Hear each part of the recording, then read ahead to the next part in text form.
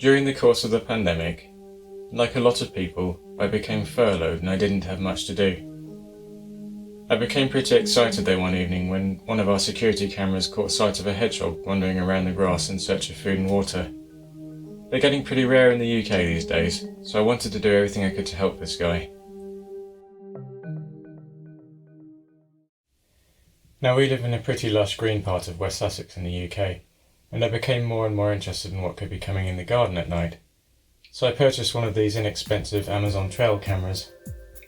Now, searching on Amazon for trail cameras, or trap cameras as they're often known, I found it pretty overwhelming how many different brands there were, all with very similar features.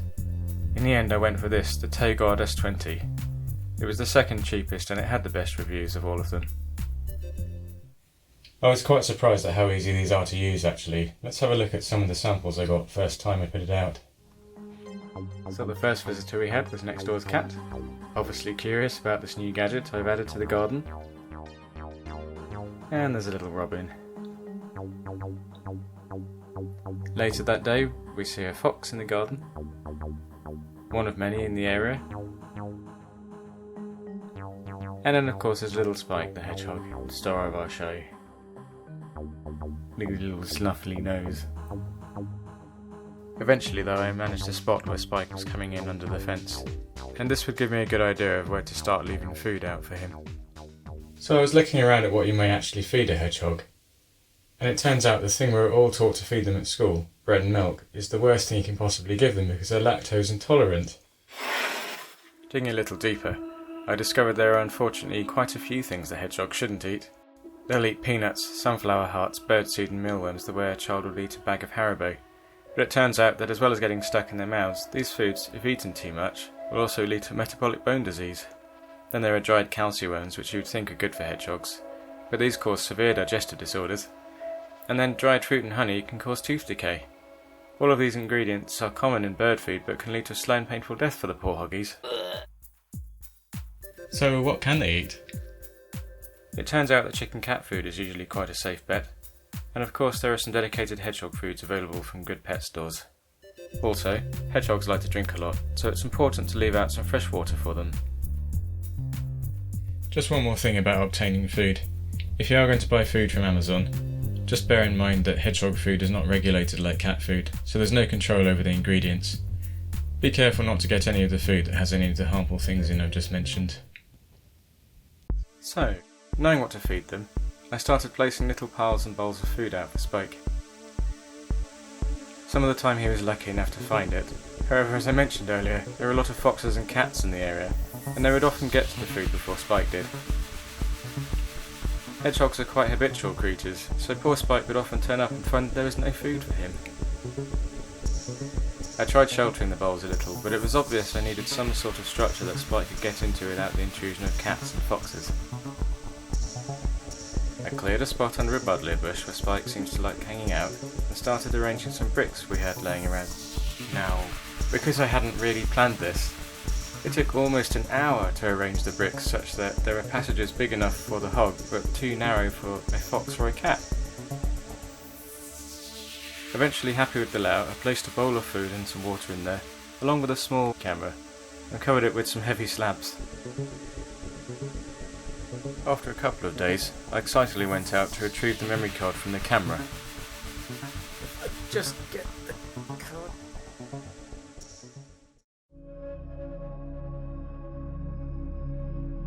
Spike had already found the stash of food I left out, sometimes visiting on more than one occasion each night.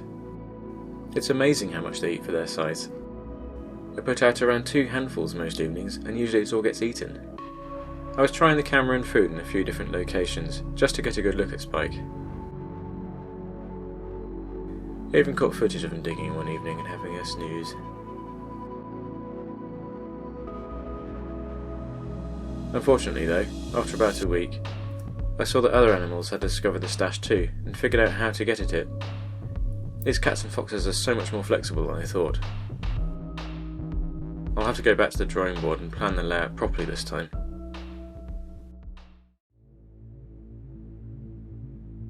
I started by measuring the available space, and then counted all the spare bricks, blocks and slabs we have laying around the garden.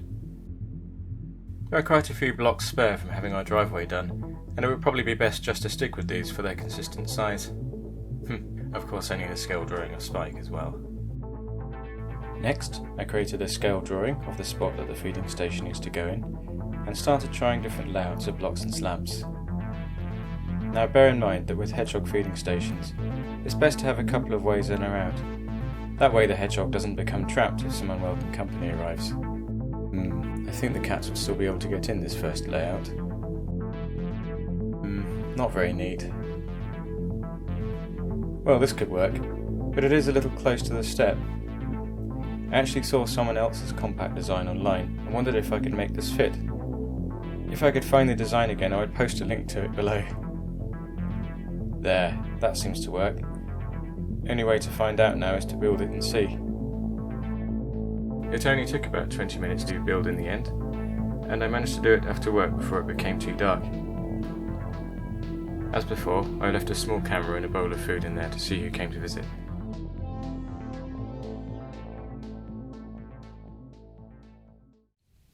Some of you may have noticed I used a smaller camera in the feeding station this time. It turns out that this little wireless security camera isn't that bad when used close up. Plus I'll get an alert on my phone every time there's some hedgehog action.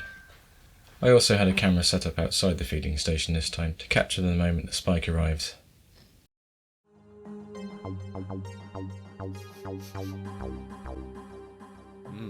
Something smells good around here. You have to remember that it's completely dark, so he's literally just smelling and feeling his way around. I quite like the way when the camera inside comes on, it looks like he's just turned the light on.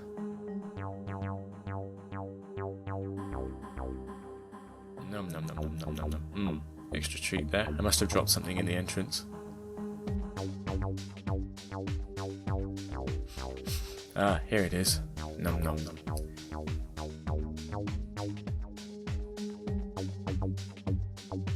Hedgehogs seem to like to drink as much water as they eat food, so bear that in mind when you go to feed them.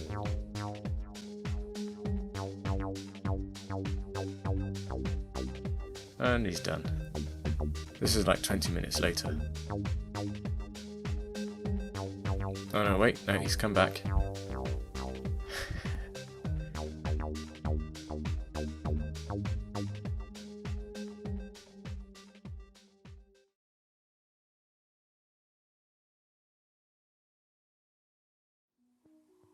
Well, despite it getting much cooler outside as we're coming into the winter, we're still getting pretty regular visitors to the feeding station. You may have noticed I said visitors. It turns out that there is more than one hedgehog all along. They really don't like each other, which I guess I should have expected, what with their reputation for being solitary creatures. In the spring I plan to do a second feeding station for them, but this time I want to make it more automated, so that I only have to replenish the supplies once every couple of weeks. I also want to do something about the slugs. Oh, disgusting things, I hate them. So I guess if you've got hedgehogs in your area and you'd like to help them, you could start by talking to your neighbours and arranging for gaps underneath the fences. I found that about half a CD or more in size is big enough for them to get under. Well, this has been a really fun learning experience for me, and I've learnt an awful lot about hedgehogs. While I was at it, I did come across a couple of good websites and Facebook groups which I shall post links to below. I hope you've enjoyed watching my video, and see you next time.